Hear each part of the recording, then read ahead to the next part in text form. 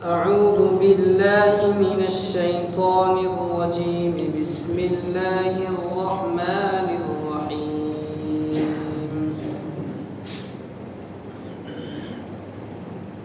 وآت ذا القربى حقه والمسكين وابن السبيل ولا تبذر تبذيرا إن المبذرين كانوا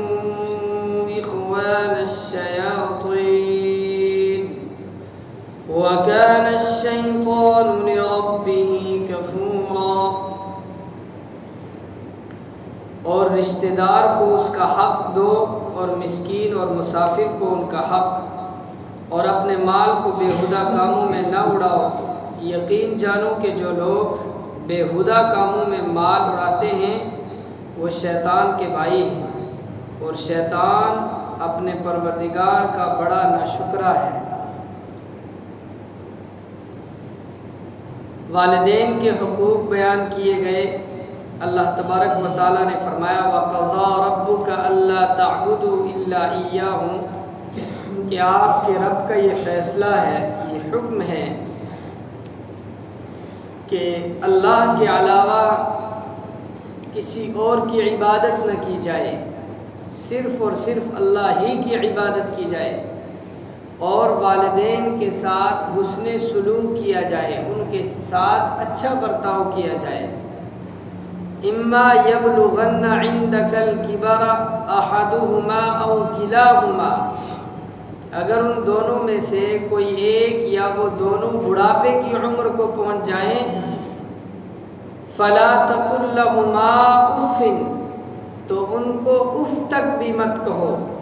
ولا تنہرہما وقل لہما قولا کریما، اور ان کو جھڑکو نہیں اور ان کو بھلی بات کہو، نرم لہجے میں ان کے ساتھ بات کرو.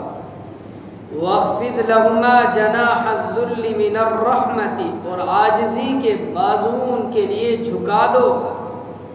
وقل رب ارحمہما کما ربیانی صغیرا، اور ظاہری دنیاوی مادی ان کے حقوق پورے کرنے کے بعد اللہ تبارک و تعالیٰ سے یہ دعا کرو کہ اے اللہ تو میرے ماں باپ کے حال پر رحم فرما، جیسا کہ بچپنے میں انہوں نے مجھے پالا ہے، میری تربیت کی ہے. اس کے بعد فرمایا ربکم اعلم بما فی نفوسکم، کہ تمہارا رب زیادہ جانتا ہے جو کچھ تمہارے دلوں میں ہے، تمہارے اندر کیا ہے اس کو اللہ بہتر طریقے سے جانتا ہے. ان تکونوا صالحین، اگر تم نیک ہو جاؤ، بھلے بن جاؤ، توبہ کر لو، فإنہ کان للأوابین غفورا، تو وہ ذات ایسی ذات ہے کہ جو اپنی طرف متوجہ ہونے والوں کو بہت زیادہ معاف کرنے والا ہے. اس کے بعد فرمایا کہ وآت ذا القربى حقہ والمسکین وابن السبیل، کہ قریبی رشتہ داروں کو ان کا حق دو، اور مسکین کو اور مسافروں کو. مال اللہ تعالیٰ کی ایک نعمت ہے، اور اس نعمت کی قدردانی یہ ہے کہ اس کے حقوق پورے کیے جائیں. اللہ تبارک و تعالیٰ نے فرمایا کہ اپنے والدین کے حقوق ادا کرنے کے بعد، ان کے اوپر خرچ کرنے کے بعد، جو اللہ نے آپ کو مال اور دولت عطا کیا ہے، اس کا حق یہ ہے کہ آپ رشتہ داروں کو ان کے حق دو. یا اگر کوئی رشتہ دار قریب کا ہو یا دور کا ہو، مسافت کے اعتبار سے نہیں، رشتہ داری کے اعتبار سے قریب اور بعید، تو ان کو ان کا حق دو. اگر وہ صاحب استطاعت نہیں ہیں، ان کے پاس اتنا پیسہ اور دولت نہیں ہے، تو آپ ان کے اوپر کوئی احسان نہیں کر رہے ہیں، بلکہ آپ کے مال میں اللہ نے ان کے لیے حق رکھا ہے، وہ حق ان کا ادا کرو مالی اعتبار سے.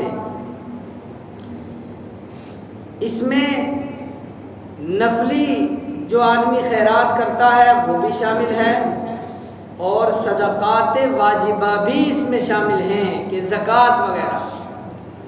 زکوٰۃ میاں بیوی ایک دوسرے کو نہیں دے سکتے، اسی طریقے سے انسان کی رشتہ داری میں جو اصول اور فروع ہیں ان میں زکوٰۃ کی رقم خرچ نہیں کی جا سکتی۔ اصول کا مطلب یہ ہے کہ جن سے انسان پیدا ہوا ہے، جیسے ماں ہے اور اس کے بعد والد ہے اور ان کے اوپر دادا دادی پردادا، اوپر کی طرف جو رشتہ داریاں ہوں گی ان کو اصول کہا جاتا ہے، اور فروع کا مطلب ہے نیچے کی طرف، جیسے بیٹا ہے پوتا ہے۔ اصول اور فروع ان دونوں کے اوپر زکوٰۃ خرچ نہیں کر سکتے، ان کو زکوٰۃ کی رقم نہیں دے سکتے۔ ان کے علاوہ جتنے رشتہ دار ہیں اگر وہ ضرورت مند ہیں اور ان کے پاس اتنی رقم نہیں ہے کہ وہ ان کے اوپر خود زکوٰۃ واجب ہو، تو ان کو زکوٰۃ کی رقم دینے میں دوہرا اجر ہے، ایک زکوٰۃ ادا کرنے کا، زکوٰۃ دینے کا اجر، اور دوسرے صلہ رحمی کا اجر۔ اس کے علاوہ جو خیرات ہم نفلی اعتبار سے کرتے ہیں تو اس نفلی خیرات میں بیوی اپنے شوہر کو بھی دے سکتی ہے، زکوٰۃ نہیں، نفلی خیرات۔ حضرت عبداللہ ابن مسعود رضی اللہ تعالی عنہ کی بیوی اللہ کے نبی صلی اللہ علیہ وسلم کی خدمت میں گئی، آپ صلی اللہ علیہ وسلم نے اللہ کے راستے میں اور رشتہ داروں میں خیرات کرنے، مال دینے کے فضائل بیان کیے، تو وہ واپس آئیں اور انہوں نے ان سے کہا کہ آپ جا کر اللہ کے نبی سے معلوم کریں، آپ ضرورت مند ہیں تو آپ کے اوپر خرچ میں کر سکتی ہوں یا نہیں کر سکتی ہوں، خیرات وغیرہ نفلی صدقات۔ انہوں نے کہا میں تو نہیں جاؤں گا، شرم محسوس کی۔ انہوں نے کہا آپ خود جاؤ، معلوم کر کے آؤ۔ تو آپ صلی اللہ علیہ وسلم کی خدمت میں وہ پہنچی، انہوں نے پوچھا تو آپ صلی اللہ علیہ وسلم نے فرمایا ہاں آپ اپنے شوہر پر خرچ کر سکتی ہیں۔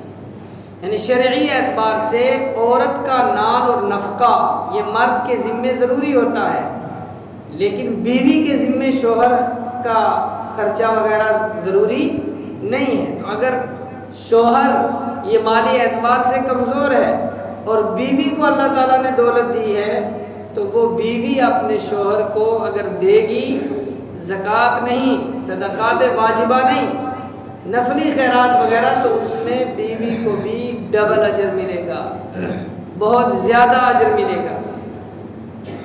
اس کے بعد فرمایا کہ اسی طریقے سے مسکین ہیں اور مسافر ہیں کہ جن کے پاس جیسے یتیم، بیوہ عورتیں اور مسکین لوگ جن کے پاس زندگی گزارنے کے اسباب نہیں ہیں، تو ان کا بھی حق ہے کہ انسان اپنے مال میں سے ان کے اوپر خرچ کرے۔ اسی طریقے سے مسافر چاہے مالدار کیوں نہ ہو، سفر میں ہونے کی وجہ سے اگر اس کے پاس پیسہ ختم ہو جائے اور وہ ضرورت مند ہو جائے تو اس کی اس حالت میں مدد کرنا یہ بھی ان کا حق ہے۔ اس کے بعد فرمایا وَلَا تُبَذِّرْ تَبْذِيرًا، اور بےہودہ کاموں میں اپنے مال کو مت اڑاؤ۔ قرآن نے دو لفظ استعمال کیے ہیں، ایک جگہ لفظ اسراف استعمال ہوا ہے اور یہاں لفظ تبذیر استعمال ہوا ہے۔ عام طور پر دونوں کا ترجمہ فضول خرچی سے کیا جاتا ہے، لیکن ان دونوں میں فرق یہ ہے کہ اسراف کہا جاتا ہے جائز کاموں میں ضرورت سے زیادہ خرچ کرنا، جیسے شادی بیاہ ہے، اس کے علاوہ اور بہت سے کام ہیں، تو ان میں جتنی ضرورت ہے اس سے آگے خرچ کرنا، دکھلاوے کے لیے، نام نمود کے لیے، شہرت کے لیے، تو وہ اسراف کے اندر آئے گا۔ اور تبذیر کہتے ہیں گناہ کے کاموں میں خرچ کرنا، جیسے زنا کے لیے، بدکاری کے لیے، گناہ کے کاموں میں جو کام کرنا ہی حرام ہے، سرے سے جائز ہی نہیں ہے، اس کام میں اگر اپنا پیسہ اور دولت اڑا رہا ہے نشے میں اور دیگر چیزوں میں، تو اس کو تبذیر کہیں گے۔